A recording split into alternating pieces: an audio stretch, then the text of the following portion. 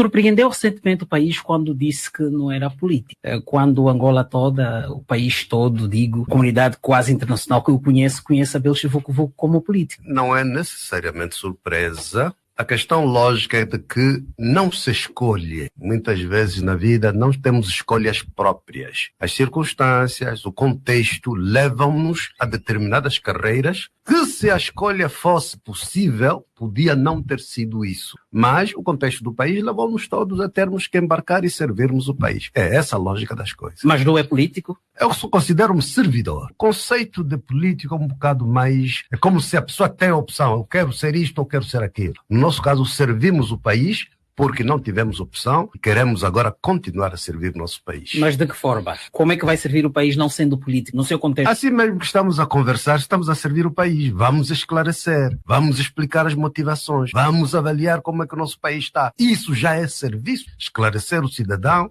estar próximo do cidadão. Eu penso que o contexto que o país atravessa é mais grave e mais profundo do que uma simples explicação. Em 2017, quando houve a mudança do titular do Poder Executivo, a tendência foi de euforia.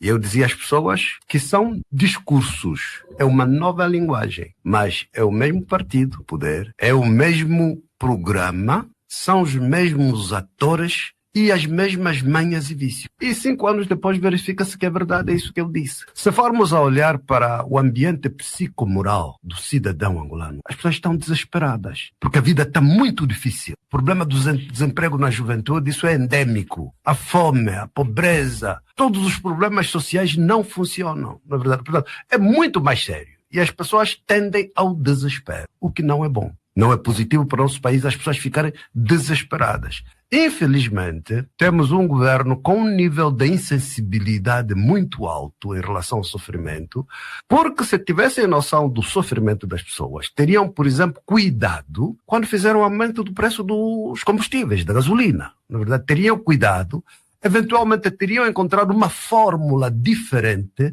de fazer esse processo. Mas não, foi com brutalidade. E todos vimos o que aconteceu, na verdade. Portanto, é muita insensibilidade perante o sofrimento. E todos nós sabemos que a maioria da população do nosso país é pobre. Sofre. Todos nós Mas pelo menos sabemos concorda que a retirada da subvenção aos combustíveis deve ser algo a ser implementado? Nem sempre as questões técnicas devem ser implementadas com brutalidade. Do ponto de vista econômico, sim, podemos reconhecer que os combustíveis, particularmente a gasolina, estava altamente subvencionada. Era mais barata da África, provavelmente até de muitas partes do mundo também, não é verdade? Mas isso tem que ser avaliado em função da condição social dos angolanos, em função da vida real das pessoas. Um governo responsável e sensível, no mínimo, encontraria fórmulas de fazer de forma faseada, para não ser brutal, não é verdade? Encontraria fórmula de dialogar com os cidadãos, explicar, não é verdade? Todo esse exercício que estão a fazer depois da crise, andar atrás dos motoqueiros, dos taxistas, para dar o carro, tudo isso podia ter sido feito com antecedência.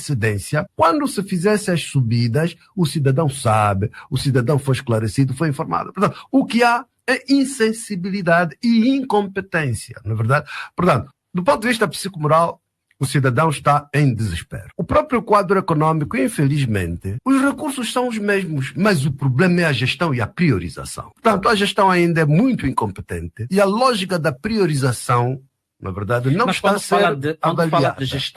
Quando fala da gestão incompetente, a quem é que direciona esta incompetência? Ao governo. Portanto, todos nós sabemos, porque há que haver responsabilização. Os ministros, hoje não existem ministros, existem auxiliares do titular do Poder Executivo. Então, há muita incompetência. Como é que você vai aceitar? Mas esses auxiliares, como diz aqui, são auxiliares.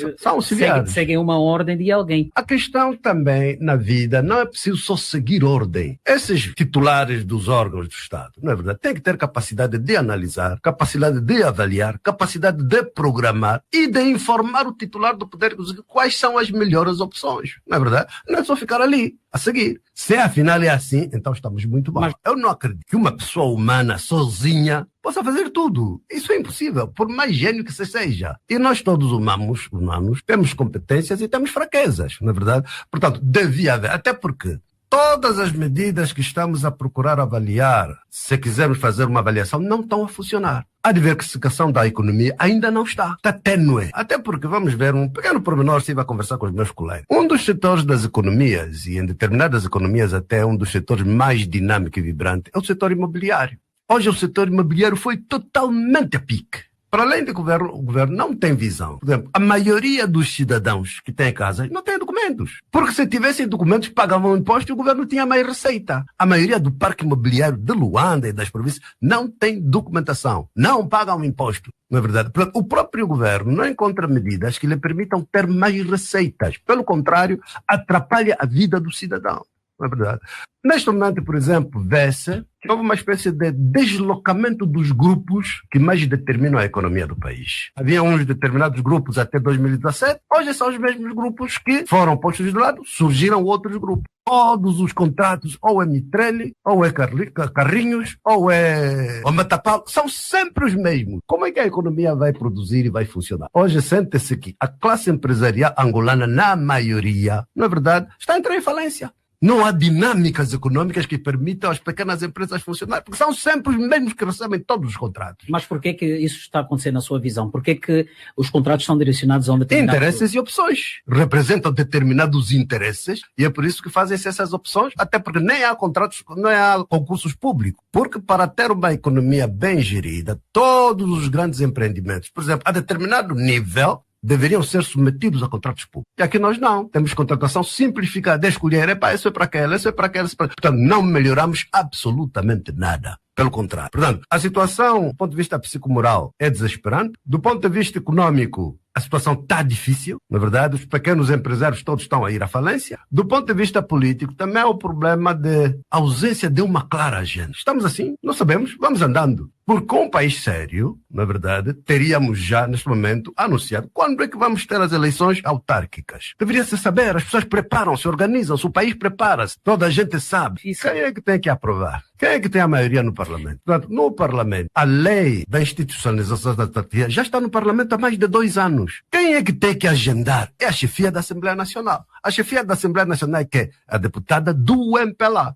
E não agendam por quê? Porque não querem, para encontrar justificação de dizer que não dá para fazer as eleições autárquicas porque a lei não está. Todas as outras já estão. Mas em 2 anos não fizeram por quê? Enquanto isso não acontecer, o grupo parlamentar, ou vou falar especificamente de si, vai continuar de braços cruzados, não há nada que possa fazer algum tipo de pressão? O processo na Assembleia Nacional, o agendamento das sessões é feito nas conferências dos presidentes dos grupos parlamentares. É aí onde se faz o agendamento. Não é qualquer deputado que vai lá e diz que agora essa lei entra. Não, o agendamento é feito lá. Não é verdade? Essa pode nunca ser aprovada, pode vir a nunca ser aprovada. Enquanto o MPLA tiver noção de que vai perder as eleições legislativas, as eleições autárquicas vai ser. Porque no fundo, é o receio de perderem grande parte dos municípios. Não é verdade? Se tivéssemos eleições autárquicas hoje, de acordo com o resultado de 2022, o MPLA só ganhava na Kisama. Em todos os outros municípios perdia. É disso que tem medo, é por isso que não agendam. É por isso que não há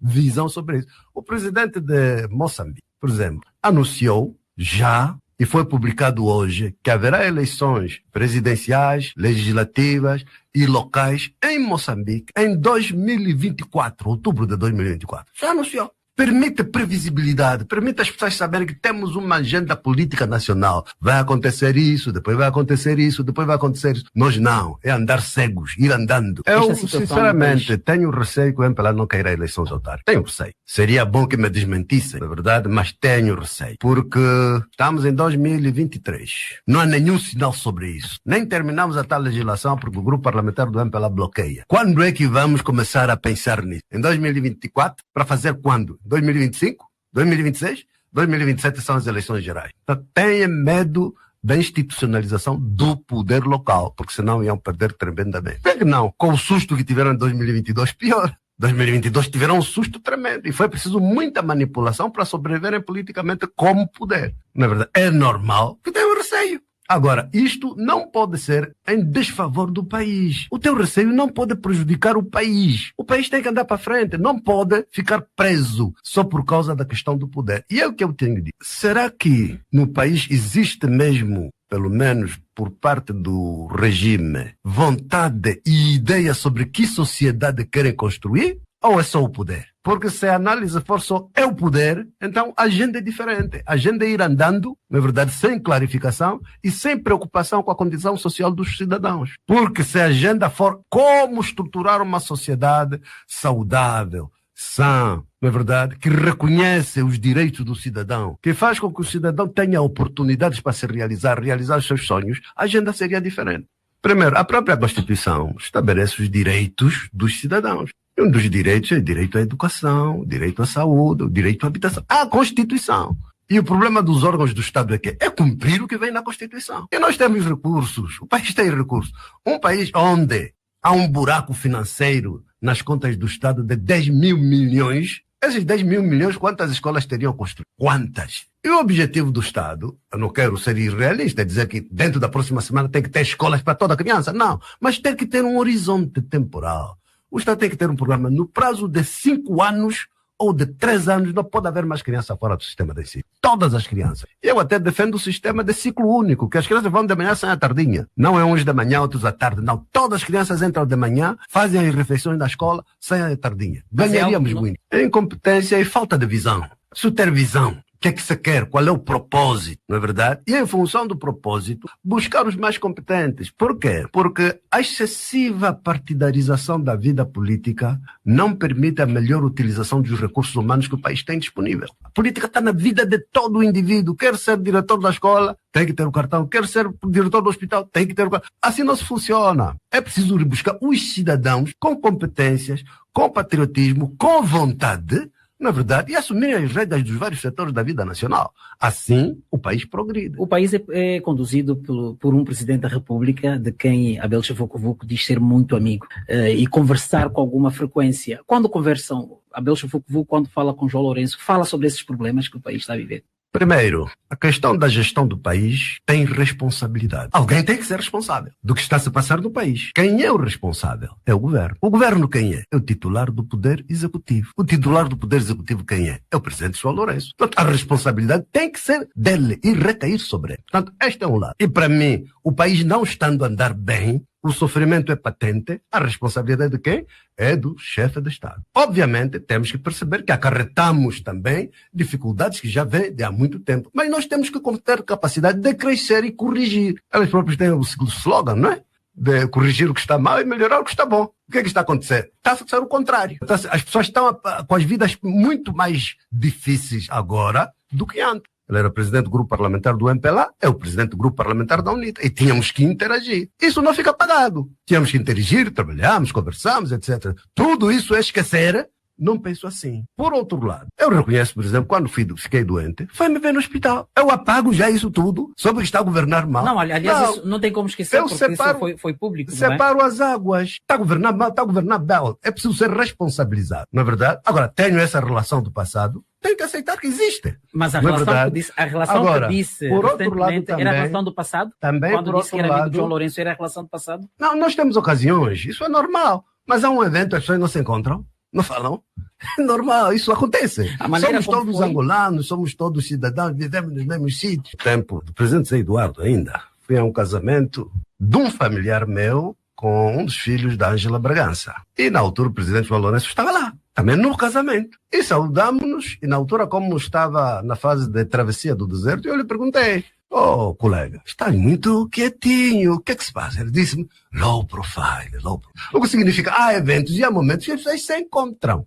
Agora, eu pessoalmente, evito fazer, nas conversas pontuais que podem acontecer, evito discutir o país. Porque não vale a pena, é perder tempo. Perder tempo por quê? Porque não vai ser ouvido? Não vai ser ouvido? Tanta gente que fala, eu é que vou ser ouvido. Mas é seu amigo? Não é verdade? Portanto, isso é relação humana. Também é preciso termos visão de que uma coisa são diferenças, e a diferença tem que ser promovida, porque em democracia tem que haver mesmo diferença. Na verdade, temos diferenças de agenda, temos diferenças da visão, temos diferenças de fazer as coisas e implementar. Mas ser diferentes não implica ter ódio, não implica ser inimigos. As pessoas do MPLA são meus adversários, não são meus inimigos. Já tivemos esses problemas no passado. Vamos continuar assim? Cada um tem que ser inimigo do outro, tem que ter ódio. Eu, no meu coração, o ódio não cabe. Não consigo. Não tem tido oportunidade para falar com João Lourenço sobre os problemas que o país está a viver? Eu evito e ele evita. Essa... E as pessoas que interagem com ele sabem que aquilo é a área dele. Portanto, eu evito me imiscuir na área dele,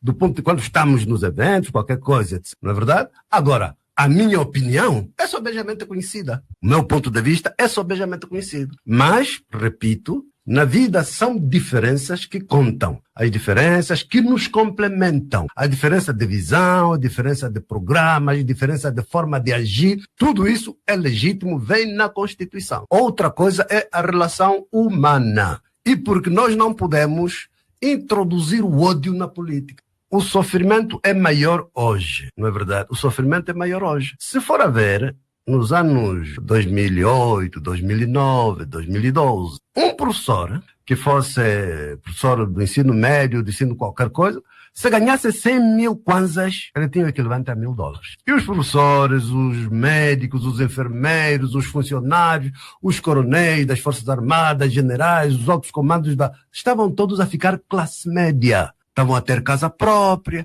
alguns até conseguiam já mandar filhos também para Namíbia, para a África do Sul. Hoje esse mesmo enfermeiro tem a mesma capacidade, tem o mesmo poder de compra. Você ganha 100 mil kwanzas, dá quanto? Hoje. Piorou por causa das opções que fomos tomando. É por isso que eu já disse, do princípio, que quando foi do advento da mudança de titular do Poder Executivo, houve euforia no país. As pessoas pensaram que isto agora vai melhorar. E eu dizia sempre às pessoas que é o mesmo partido, é o mesmo programa, são os mesmos atores, os mesmos vícios e as mesmas manhas. E, no fundo, hoje, mesmo essa história de luta contra a corrupção continua ali, a vaguear por todos os órgãos do Estado. Se até juízes cobram sentenças e tudo, quer dizer, como é que vamos fazer um país cego assim? Não é possível, não é possível. E as pessoas sentem isso. Hoje você vai na rua, pergunta às pessoas, toda a gente está desesperada. Pergunta até pequenos agentes econômicos, empresários, os negócios já não andam, o Estado não paga, não é verdade? Se a intenção era verdadeiramente luta contra a corrupção, seria muito difícil, porque sobrariam poucos dirigentes, pelo menos os que estiveram no governo. Sobram sempre alguns, porque há também honestos, há que reconhecer. Mas que a máquina estava de tal forma generalizada em termos de corrupção endêmica, que se fosse mesmo isso, sobrariam muito. Como combater isso? Porque é aquilo que diz, o primeiro fator é o exemplo. Primeiro tem que ser exemplo, em que lá em cima há moral, autoridade moral para dar o exemplo. O exemplo tem que vir de cima. Porque de todos mesmo, a partir do próprio Presidente da República. E todos. Não está a mostrar este exemplo? Não está a dar este exemplo? O que é corrupção? Corrupção não é só o pessoal que tocou. Corrupção é favorecer o amigo tal, favorecer não sei o que. É corrupção também. Portanto, tem que haver exemplo ao nível mais alto, a todos os níveis, para depois, moralmente, haver autoridade para dizer para baixo que não se faça isso. Porque se o exemplo não corresponde com o que se exige, o problema fica na mesma. As comissões, esses ministérios todos, as comissões continuam, tudo isso continua. E depois, também, eu sou de opinião que foi feito um exercício excessivamente seletivo. Seletivo.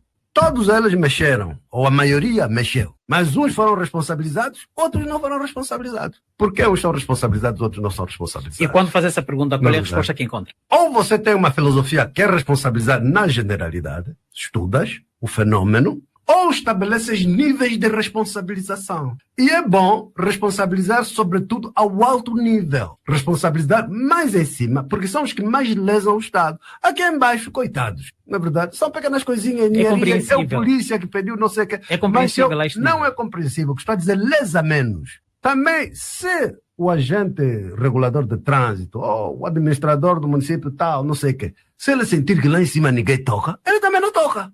Por um lado. Por outro lado, a luta contra a corrupção também passa por criar um mecanismo de gestão econômica e social, que haja um equilíbrio entre a capacidade de compra dos cidadãos, o poder de compra, e o custo de vida. Você pega um funcionário bancário, todos os dias manuseia dinheiro, mas o que ele ganha não chega para dar à criança. O risco dele tocar é grande. A criança está doente e ele ganha mal, não é verdade? Porque aqui ganha-se mal. O salário mínimo nacional é quanto? 30 e tal, 40 mil kwanzas. Quem é que consegue aguentar um mês 40 mil kwanzas com filhos? Portanto, é compreensível. Dizer, não é compreensível. O que estou a dizer, a luta contra a corrupção tem que ter várias dimensões. Moralidade, autoridade moral, estrutura social justa, oportunidades iguais para todos e depois remuneração compatível com os custos da vida. É isso que conta.